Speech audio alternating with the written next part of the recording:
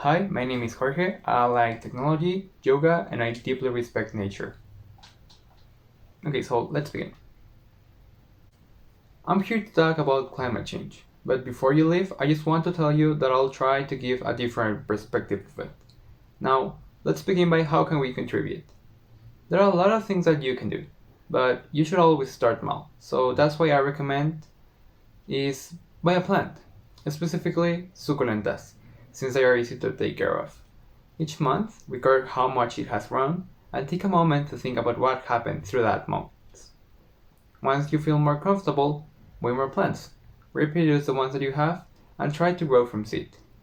This is probably going to take a while, so if you feel like what you're doing is not enough, don't worry, let you understand why.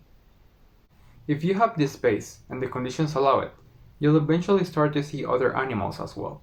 Again, reflect about all the time it took you to get to that point. When you reflect, think about all the times you forgot to water your plants, how seasons change your watering techniques, how you tackle pests, how each plant is different, and more importantly, how nature is resilient enough to still be alive. Then you'll be ready. Once you understand and appreciate a plant's life, think about how much time it takes to make a glass, your cell phone, and how many resources go into it.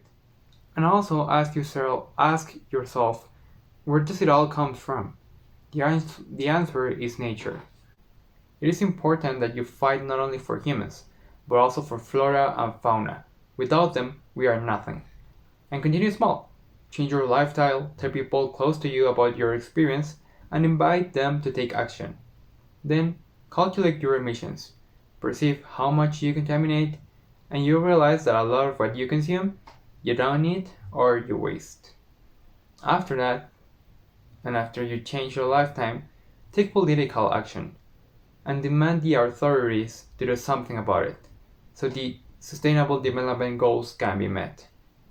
Finally, I'll explain something you probably already know, and that is what is climate change? Well, it is a human driven phenomenon caused by our greenhouse gases emissions to the atmosphere.